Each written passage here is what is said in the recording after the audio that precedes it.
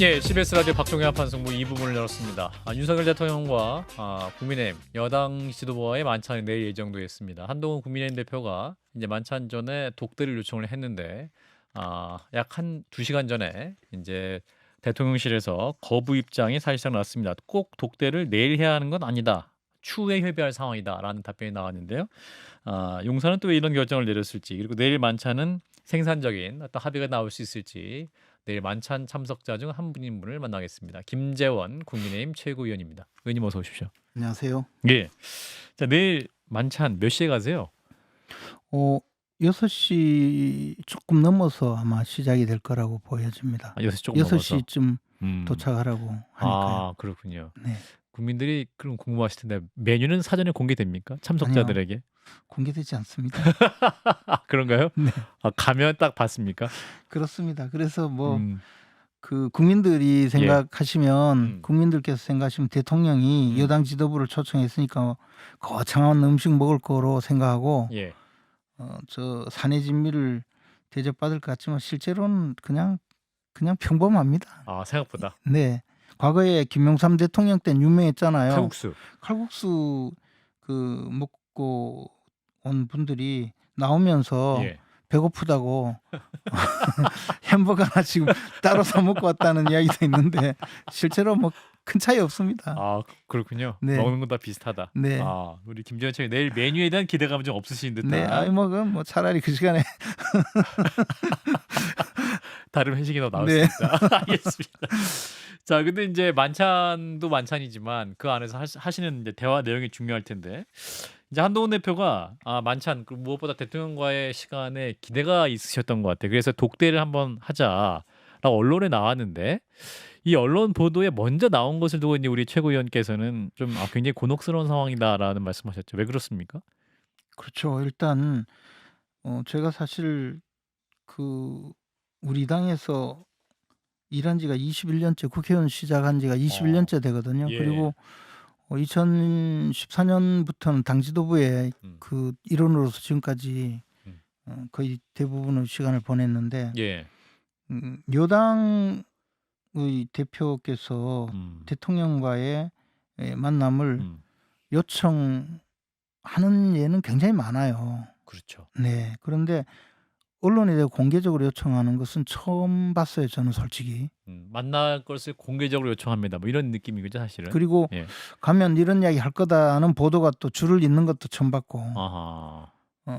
그리고 과거에는 일단 그 만나달라 요청해서 만나고 나와서 이야기가 잘 됐을 때는 공개를 하죠. 잘 됐을 경우에. 그렇죠.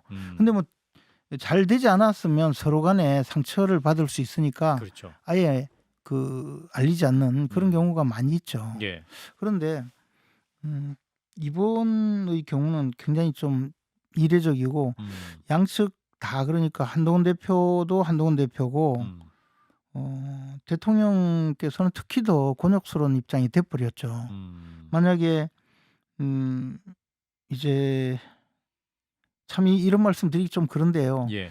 이게 이제 결국은 정치권에서 벌어진 불신의 비용 아닌가, 불신의 비용이다. 그런 생각이 드는데, 예. 서로 신뢰가 깊다면 그러면 뭐 독대든 아니든 그러니까요. 전화로 이야기해도 되겠죠. 그리고 이야기할 게 있으면 지도부 있는 자리에서 얘기할 수 있는 그렇죠. 거죠. 또는 뭐 모서리에 가서 잠깐 저 이야기 좀 하고 올 수도 있고. 그러네요. 과거에 제가 보니까 그 김무성 대표와 그 박근혜 대통령 사이는 좀 서먹서먹했는데도 예. 그때 당 지도부에서 박근혜 대통령 만나는 자리에서 박근혜 대통령하고 김무성 대표가 옆에 딴방으로 잠깐 가서 대화를 하고 나오기도 하고 그랬거든요. 예. 그런데 그 내용은 별거 아니었어요. 제가 아하. 나중에 듣기로는. 근데 그 의미를 굉장히 정치적으로 높게 봤었거든요. 예. 그리고 그에 대해서 김무성 대표께서도 굉장히 흡족하게 생각하셨고.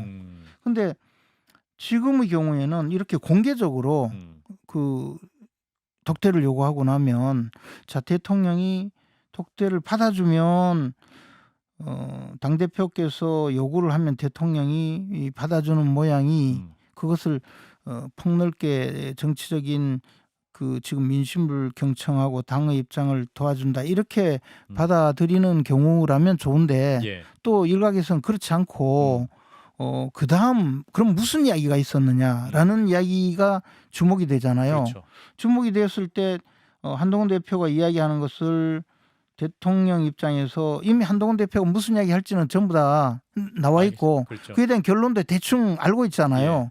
근데 이 부분을 대통령의 입장에서는 훈수 두는 것 정도로 생각이 들 정도로 만약에 지금 이야기가 나오거나 또는 거꾸로 그런 식으로 밖으로 그 전부 알려진다면 대통령은 사실 그 이야기를 듣는 것 자체가 듣고 나서 반응하기도 굉장히 난처한 입장이 되잖아요.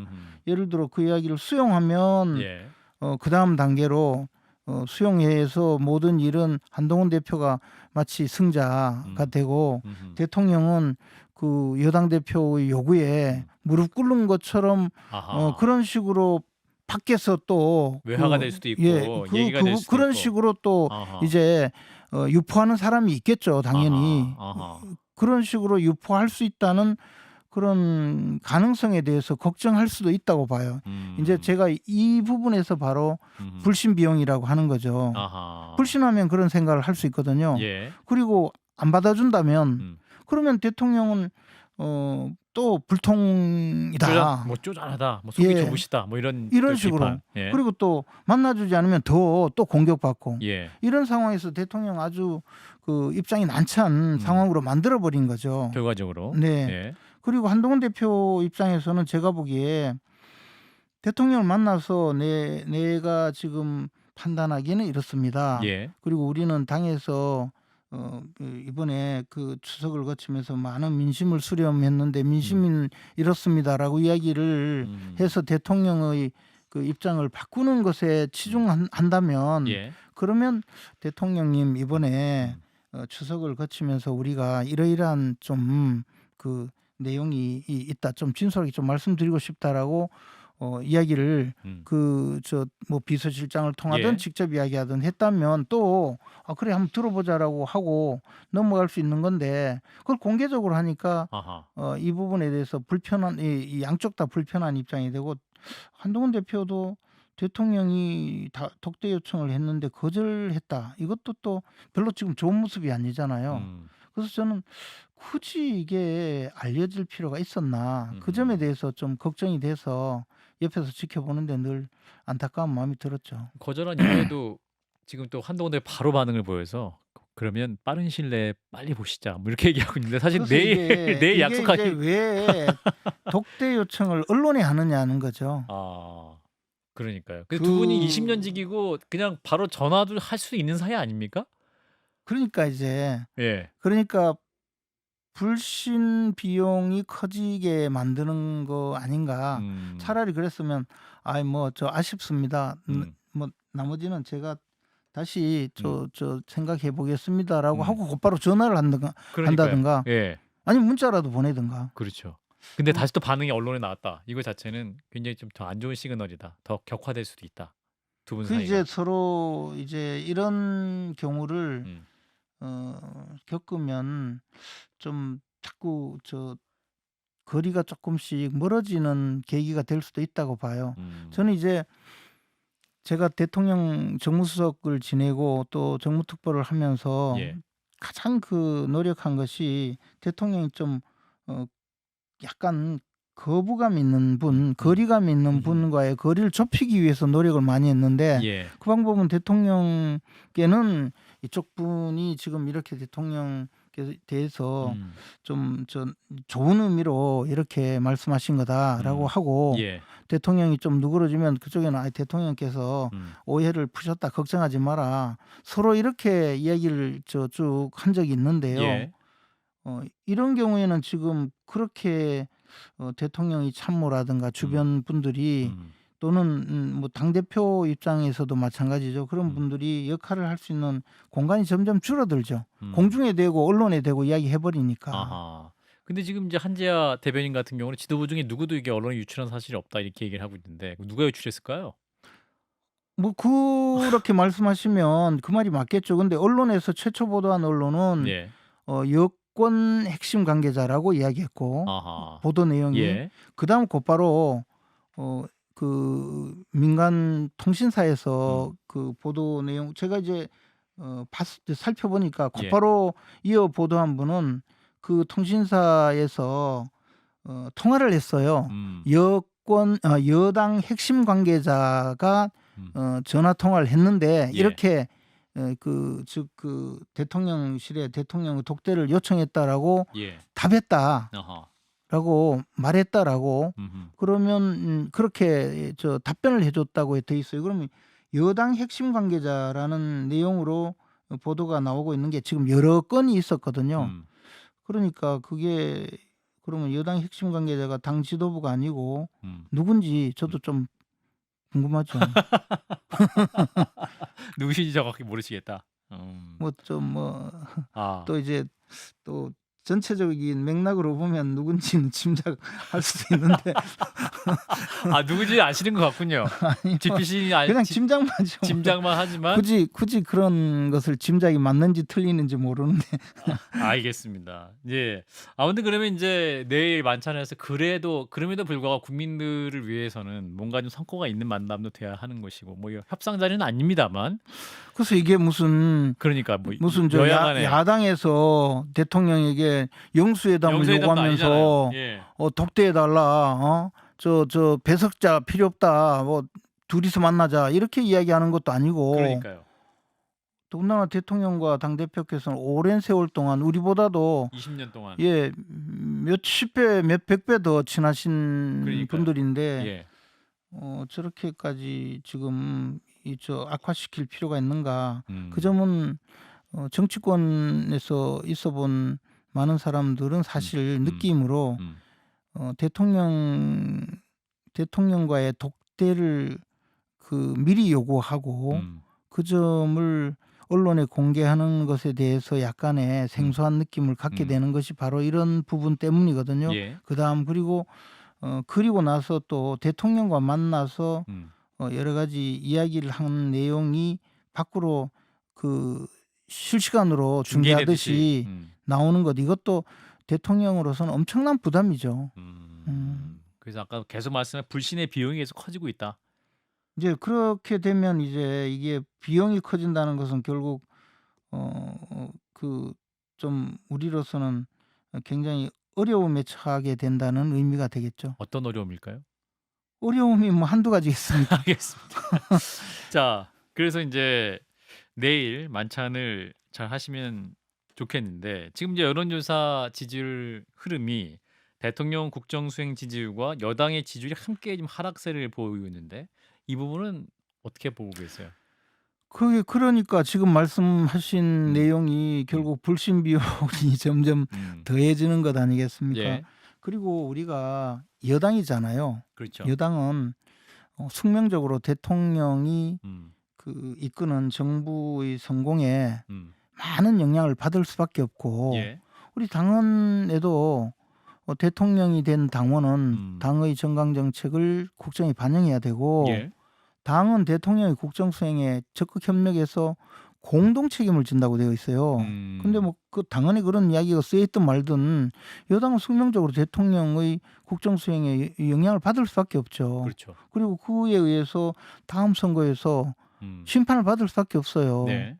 그런데 그 대통령의 국정 수행을 어떤 형태로든 잘 되도록 만들어야 우리도 정당으로서 생명력을 유지할 수 있고 또 새로운 정권을 창출해서 계속 여당으로서 예. 정치적인 우리 당이 목표로 하는 정강 정책을 실천하고 우리가 꿈꾸는 이상적인 나라를 만들 수 있잖아요. 그런데 대통령이 성공할 수 있도록 돕는 방식에 약간의 차이가 있다 하더라도 그것이 대외적으로 완전히 갈등으로 비춰져서 오히려 당도 망하고 대통령도 크게 힘들어지는 이런 방향으로 간다는 거는 그건 우리가 아무도 원하지 않잖아요. 그러니까요. 그래서 잘 되기 위한 것이니까 그러려면 무엇이 잘 되는 방향인지를 한 번 더 조금 더 생각을 해봐야죠. 예. 한동훈 대표든 대통령이든 두 분 중에 누가 더 책임 있어요? 지금 현 상황은? 지금 책임 따지는 책임은 것이 아니고. 아니고 누가 좀 지금 마음을 열으셔야 될 것 같은데 두 분 중에 아니 하나라도. 그야 뭐 저는 지금 이 상황에 대해서 알겠습니다. 옆에서 보면서 늘 안타깝게 안타깝게. 보는 것이고 제가 무슨 이야기를 해서 음. 지금 상황이 달라지겠습니까? 아, 그래도 그런 중간에서 그렇기 역할을 때문에 하셔야 되는. 안타깝다는 거죠. 예. 자, 이런 가운데 이제 공천 개입 의혹 뉴스 김건희 여사 이름 계속 나오고 있습니다. 이제 명태균 씨 이름도 등장하고 있고 이분이 이제 보수층에서는 굉장히 유명한 분이다라고 또 말씀을 하시는 분도 계시기 때문에 의원님도 이분 이름 들어보신 적은 있죠? 저는 이번 사건이 처음 봤어요. 아, 그래요? 정말요. 아, 명태균 씨 얘기를. 저는 성이 명 씨가 있는 것도 옛날에 명세빈 씨가 영화 배우 그 외에는 이번에 뭐 MC라고 나왔죠, 씨라고 처음에. 나왔어도 예. 저는 그분이 누군지 진짜 몰랐어요. 아, 그리고 그리고 예. 뭐 유명한 분이라는데 아마 제가 이런 분을 몰라서 공천이 계속 떨어졌나 그런 우스갯소리도 할 정도로 저는 정말 몰랐어요. 아, 정말 모르는 분이다. 네. 아, 그리군요. 근데 지금 여러 가지 지금 명태균 씨가 2022년 6월 재보선부터 시작해서 네. 2024년 4월 총선까지 이분이 영향력을 행사했다는 거 아니에요? 근데 제가 2022년 재보선에 예. 저도 등장인물이에요. 아, 맞네요. 근데 그러니까. 근데 전혀 몰랐어요. 아, 그래요? 그러니까 그분이 예. 넓게 활동하는 분은 아니었나 봐요. 아, 오직 그쪽 경남. 뭐 경남 하여튼, 쪽에. 예, 뭐 저는 몰랐어요. 근데 아까 이제 듣도 보도 못한 분이. 듣도 보도 못한 분이다. 우상호 전 의원 같은 경우는 딱 걸렸다 이렇게 말씀하시던데 본인은 이제 선거 경험 많은데 여러 가지 정황과 보도를 보면 이거 딱 걸린 거다 이렇게 말씀하시는데 의원님은 전혀 다른 생각이십니까? 뭐 우상호 의원 요즘 뭐 저 그 허술한 이야기 많이 하시는 분이잖아요. 근데 지금 이분은 지금 그러니까 명태균 씨? 명태균 예. 이분은 뭔가 저 의혹이 좀 있는 것 같아요. 제가 아, 보기에. 예. 그리고 이 여러 가지 그 개입이 많은 것 같아요. 그리고 지금 내용이 뭔지 우리 다 잘 모르고 각자 입장에 따라서 이것을 그 몇몇 조각을 편린을 삼아서 이것을 막 그림을 막 그리고 있거든요. 예. 그런데 제가 등장한 인물들의 진술을 전부 다 보고 또 언론 보도 내용을 보면 결국은 예. 이분이 그 김건희 여사의 메시지, 문자 메시지 하나를 가지고 예. 그것도 하나밖에 없는 것 같아요. 2024년 총선의 경우에 네. 예, 2024년 총선 같은 경우에 네, 하나밖에 없는 걸 가지고 아, 그것을 가지고 폭로하겠다고 하면서 이준석 그 전 대표? 천하람 의원하고 같이 칠불사 칠불사에서 회동. 만나서 폭로 대가로 비례대표 1번을 요구하고 뭐 그런 내용이 이 주류 지금 네. 등장하는 최초의 이야기거든요. 예. 그런데 그 내용도 이준석 전 대표나 명태균 이분의 이야기를 일치하는 걸 보면 예. 김건희 여사가 도와주겠다는 이야기도 없고 공천에 도와줄 수 없다는 이야기라는 거잖아요. 예. 그러면 도대체 뭐냐는 거죠. 내용이. 예. 그리고는 돈 거래 내용은 또 명태균 씨와 그 김영선 전 의원의 회계 책임자. 전 의원 거기고 회계 책임자 뭐 이러면서 또 이제 막 고소 고발이 난무하는데 저는 이 사안은 사실 그 지금 검찰에서 수사를 하잖아요. 예. 이 수사 내용은 그렇게 어려운 수사가 아니에요. 명쾌하거든요. 예. 일단은 돈이 어디서 어떻게 흘러가고 어디로 갔는지는 금방 조사가 될 거고 예. 진술도 있고 또 지금 그 나타났던 문자 메시지 내용도 있잖아요. 예. 이 내용 그리고 비례대표를 그 이준석 의원의 진술을 이준석 의원의 그 주장을 대충 보면 자신은 비례대표 줄 만한 그 내용이 아니었고 예. 그 무슨 그 공천에 대해서 개입했다는 내용도 별로 아닌 것 같고 폭로해봤자 별 효과도 없는 것 같았다. 예. 그래서 비례대표 준다는 것은 의미가 없다고 생각했는데 천하람 의원은 그래서 비례 3번쯤 주고 예. 활용을 하자 이랬다는 거 아니에요. 그랬는데 나중에 김종인 위원장이 뭐 거절했다 이런 예. 이야기 비슷한데 조금씩 달라지는 것 같아요. 어쨌든 이 내용을 종합해보면 이것도 선거법상의 이해 유도죄에 해당되거든요. 명백히. 예. 그러면 이 후보자 매수죠. 그러면 제가 보기에는 선거법 공소시효가 10월 10일인데 그 전에 빨리 수사를 해서 검찰에서 이 내용하고 그다음에 저 돈 거래 내용 그리고 실제로 무슨 저 근거가 있는지 예. 과연 왜 이런 근거를 이런 내용을 가지고 김건희 여사가 공천에 개입했다고 폭로를 하려고 했는지 진짜 그 개입했는 가능성이 있는 건지 좀 조사해서 빨리 10월 10일 이전에 처리를 하고 수사 결과를 발표했으면 좋겠어요. 아, 지금 빨리 수사해라. 이 단계에서 그냥 두면요. 예. 이거는 내용도 없는 내용을 가지고 예. 서로 각자 입장에서 떠드는 것뿐이거든요. 근데 등장인물들은 다 김건희 여사의 개입을 부인해요. 그렇잖아요. 예. 김영선 의원도 부인하고 명태균 씨도 부인하고 이준석 대표도 아니라고 하고요. 천하람 의원은 뭐라고 할지 모르겠어요. 예.